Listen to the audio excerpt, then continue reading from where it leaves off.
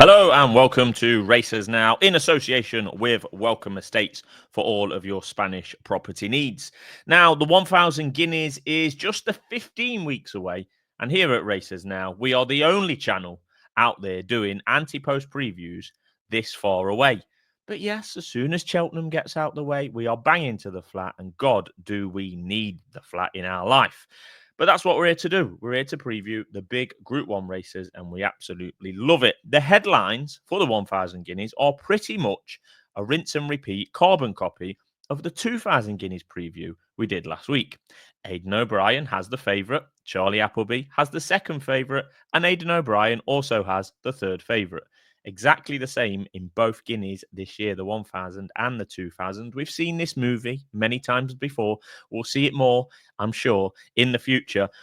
Yet, unlike the 2000 Guineas this year, it's the actual champion 2-year-old filly that is the favourite for the 1000 Guineas as we speak. Now, there's no surprise there, of course, but Lake Victoria has already proven at Group 1 level 3 times, in fact, whereas, for example, or for comparison, the Lion in Winter is yet to do so in the 2000 Guineas conversation. Price more on potential than form in the book, you could say. Well, Lake Victoria does have that form very much in the book. And that's the end of the 2000 Guineas comparison. Let's continue and concentrate on the ladies. So at the top of the market, as you can see at the bottom of the screen there, we've got Lake Victoria and Desert Flower, both unbeaten, both Group 1 winners. Lake Victoria 3 times over, and Desert Flower with the one to her name. So concentrating on Lake Victoria, clearly the rightful favourite given what we've seen so far. As I say, she won 3 Group 1s. Quite remarkable feat, really, as a 2-year-old filly in this day and age. She's out of Frankel. She's by Frankel, out of Quiet Reflection. Remember the Group 1 sprint, Group 1 winner as a sprinter in her time. And this Lake Victoria was a good maiden winner in June, and just flew up the rankings from there. A Group 3 winner on her second start on the July course in August. That was in authoritative fashion. She was right up there in the van that day, ridden by Sean Levy with Ryan Moore over in Ireland on the day. Tipped up by yours truly, actually, on Racers Now. A rare winner for me. SD usually in charge of the winners department. But yeah, Lake Victoria at the July course saw off all comers. Impressive. Next up was the Group 1 Moyglare Stud Stakes in September. She was second choice in the Ballydoyle pecking order that day, with Bedtime Story going off 4 to 5 favourite and actually finishing last. Lake Victoria in that Moyglare was last at the 2-pole, ridden by Wayne Lorden on that occasion, came down the centre of the track and well on top at the line. A 7-furlong Group 1 was in the bag on just her third start. Then 2 weeks later, she was off to Newmarket for a step down in trip, down to 6 furlongs for the Cheveley Park. And she was 6 to 4 favourite in a deep looking field for the Cheveley Park, to be fair. Group 1 winner Babouche was in there, and those 2 horses come over from France as well. She was back to being ridden by Ryan Moore on that day, and again was ridden handily in that Cheveley Park at the front in the near side group early on. They did pretty much merge. They were racing in 2 groups, but pretty close together at the halfway stage. Lake Victoria again showing plenty of speed. Never headed, really. No one ever really went in front of her. She bounded up the rise in the ground and rise to the finish line. And again, impressive to do so. 9 to 4 on the show that day for the Cheveley Park. Went off 6 to 4. SP, a 6-furlong Group 1, job done. So she's building quite the CV. Then she was off to America, to Del Mar for the Breeders' Cup, far from a vintage renewal of the juvenile fillies turf.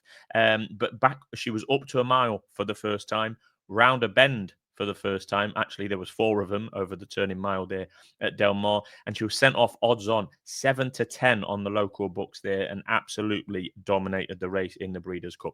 Like I say, not a deep renewal, but she's now won 3 Group 1s, 7, 6, and 8 furlongs in that order. Takes some doing. Hats off to her. She was the champion juvenile filly, and she's the rightful favourite at the top of the 1000 Guineas market as we enter 2025. We saw quite a lot of her, clearly, as described. And to get 3 wins in Group 1s over 3 different distances in 3 different countries really does take some doing. Really, really does. Very, very good juvenile campaign. Second in the anti-post markets is Desert Flower for Charlie Appleby. Another one unbeaten. This time she's unbeaten in 4 starts, including the Group 1 Fillies Mile when we last saw her. Now, the Fillies Mile at Newmarket over course and distance, the same course and distance as the Guineas itself. That's usually the race that provides the winter favourite for the 1,000 Guineas. Well, in this case, it has provided the second favourite for the 1,000 Guineas. Desert Flower looks straightforward and a scopy filly to my eye. Clearly, a mile will be her absolute minimum trip this year. She looks certain to get further on visually and on breeding as well. She's a filly's mile winner by over 5 lengths. So on the face of it, that should be enough to impress any form reader. But I do question the form that Desert Flower has shown to this stage. She's won well. She's, won, like I say, won the Fillies Mile by over 5 lengths, was pretty dominant at Doncaster as well.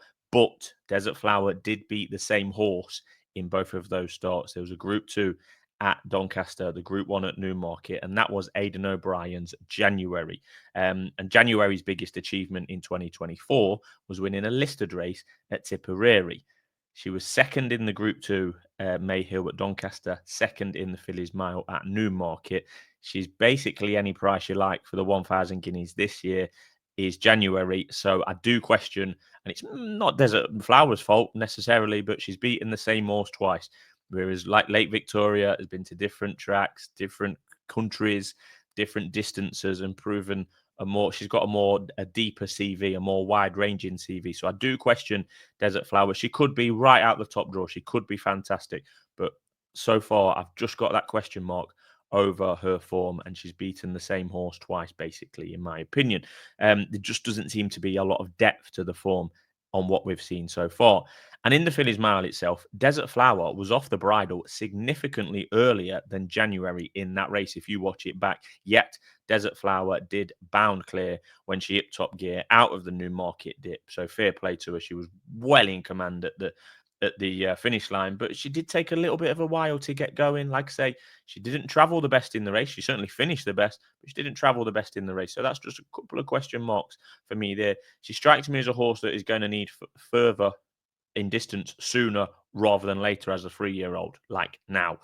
I'm not dismissing Desert Flower, but what I am saying is that I would much rather be with Lake Victoria than Desert Flower on what we've seen so far. As per usual, O'Brien has a whole host of other potentials for all the classics, particularly the Guineas. And away from the favourite herself, Lake Victoria, he's got Fairy Godmother and Bedtime Story. Now, they both made Royal Ascot headlines last June. It seems like a lifetime away, but question marks do hang over both. Fairy Godmother is currently the third favourite in there at 8-1 for the 1,000 Guineas, yet hasn't been seen since Royal Ascot way back in June last year. We don't know why. She was really impressive. Winning the Albany that day, was last at basically the furlong pole. Ryan Moore had to be very brave and come past a lot of horses. Fairy Godmother actually did that on a couple of her starts last year, so that might be her running style. So she was impressive. And then a couple of days later, Bedtime Story goes and wins the Chesham by over 9 lengths, the most impressive, the biggest winning distance of the whole week for any horse at Royal Ascot. Really, really impressive. But she was Bedtime Story, unable to repeat the trick thereafter and finish the year with 2 pretty disappointing runs in Group 1 races, closer to the back than the front. So Bedtime Story wouldn't be for me. And Fairy Godmother, we've just not seen her for that long that we don't know her well-being. And to say that she's third favourite in the 1,000 Guineas market just shows how open it is. We're going to come on to that. Charlie Appleby, as per the 2,000 Guineas, does have some others in there as well. Contenders that have had maybe 1 or 2 starts under the radar, maybe still maiden winners. And he had to wait till mid-October to unleash Verse of Love in a debut at Newmarket in a pretty deep-looking maiden, and it was worth the wait for this Verse of Love. William Buick travelled all over. There was 14 other rivals in this race, and Verse of Love travelled all over all of them and absolutely wazzed up by 5 lengths. Smack bang in the could be anything box. This Verse of Love, really impressive that day. Will she go on? Will she be better? You would hope, you would like to think so.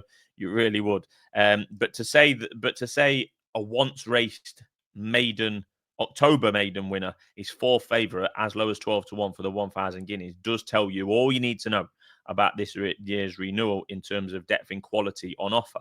Now, you could argue that because Lake Victoria and Desert Flower have basically mopped up all the main races between them and didn't give anyone else a sniff, then that's why we've not got a very deep renewal in terms of form in the book, possibly. But even those in behind those two horses, Desert Flower and Late Victoria, even the horses that finish behind them, in the likes of the Moyglear, the Cheveley Park, the Phillies Mile, I wouldn't be they wouldn't be taking my eye at this stage. I mentioned January earlier. The Moyglear only had 5 runners, looked a poor renewal to me. The Phillies Mile, you could probably give similar comments to that one. So we've not got there's plenty of horses that are going to have a say in the 1,000 guineas that we've not even maybe even not even seen yet, and even if we have seen them, they won't be considered high up in the anti-post betting markets. There simply has to be something that comes out the pack and has a big impact on this 1,000 guineas. The anti-post market and the race itself, it's completely wide open away from the top 2 in the market, and we are already in the realm of the once raced fillies, possibly won a maiden, that have been put in at the generic 25 or 40 to 1 price by the bookmakers. We could get a repeat of last year where our Melker was sent off 28 to 1 for the Guineas on the day, but more importantly, didn't run at all until November of her 2-year-old campaign and was very much under the radar heading into the 1,000 Guineas itself. I think that's what could happen this year. So start watching those Kempton maidens from the back end of October, November, December last year and try and unearth a diamond in the rough, because I've got a feeling that's what could happen. I do think Lake Victoria and Desert Flower will both run in the 1,000 guineas, but it's those that compete against those two on the day that is the fascinating kind of aspect of this race as we stand. We could be here all day going through those that have won a maiden or were second in a maiden, an eye catcher in a maiden, etc. But they're going to come out the woodwork when the trial season comes around in April, hopefully. But 2 to mention at this stage: Sandtrap made a pretty late debut for Ralph Beckett in September at Salisbury. Sent off 4 to 5. The vibes were pretty good, given that she went off that price, and she did deliver. She won by nearly 5 lengths that day. Now, that form for Sandtrap from Salisbury hasn't worked out particularly well by any means, but she's certainly very, very well bred and one to be keeping an eye on. It's going to have to run in some sort of trial. So you could see her possibly going to Newbury for the trial there and being one of the fancied runners there and having to prove it before then potentially going on to the big Group 1 itself at Newmarket. And the final one that I want to talk about is Jazelle, who I really, really do like generally for 2025. Not just the Guineas, possibly the Oaks and possibly other big racers at the top table as well. She's trained by Aidan O'Brien. Now, it's not often that an Aidan O'Brien horse you could say is going under the radar. Very rarely. But this Jazelle, I think, definitely deserves a mention. She was second behind Bedtime Story on debut. Now, we know what Bedtime Story did just a couple of weeks later. She went and won the Chesham by 9 lengths. That was just 2 weeks after she beat Jazelle into second, both on their debut. Now, we can say that Bedtime Story's form petered off towards the end of the season. Yep, fair play. But she was clearly in form in the middle of last summer, and Jazelle was second behind her there. She wasn't seen again, this Jazelle, until an October maiden at the Curragh. Aidan O'Brien reports that she did have a midsummer setback. We don't know what that was, but it clearly wasn't too serious. She had about 100 days off, and she came back for the Curragh in that maiden in the middle of October, and she won in the fashion of a very nice horse, which she probably should have been doing, given that she was 1 to 2 to win that maiden. But it was really impressive. I do advise you to go and watch that back. Jazelle, on her second start, come down the centre of the track, past a load of horses, just didn't get off the bridle. Really, really impressive. She was back for a Group 3 3 weeks later at the same venue and given a very much learning type of ride by Ryan Moore. Now, I can say that without it being controversial, and the reason for that is, if you look at the post-race comments from that Group 3 at the Curragh, Aidan said, in regards to Jazelle in the aftermath of that race, he tried to teach her, which was the right thing to do. He was delighted with her. So he's talking about Ryan Moore and the ride that Jazelle was given that day. She once again made a sweeping move down the middle of the track, ears pricked, but unable to sustain it late on and couldn't get the job done in the end. She finished 4th. I mean, I certainly wouldn't be put off by that effort, despite the disappointing looking result. She was 4th at 10 to 11. She probably is the best horse in the race, and on another day, probably could have won. But I'm not being put off with that. And as with most of the Aidan O'Brien horses, we've got no idea where they'll run at this stage. But I do think Jazelle is marked down as a good horse from the Ballydoyle team, and I do think she's going places generally in 2025. Hopefully, she runs at Newmarket for their 1,000 guineas. She might run in the Irish 1,000 guineas. She might be aimed at an Oaks trial. I don't know at this stage, but certainly one that I am going to be with, and I'll be following wherever she goes. So, what's the conclusion? Well, as we've alluded to, it's properly wide open. The vast majority that run in the 1,000 guineas on May the 4th won't have even been mentioned by me. And I'd rather be with Late Victoria than Desert Flower. They're the headlines, really, and they're the conclusions from this very early 1,000 guineas preview here on Racers. Now, thanks for watching. And remember, we're sponsored by Welcome Estates. We've got 25-year experience, a family-run business with everything you need for your Spanish property adventure. Thanks for watching, and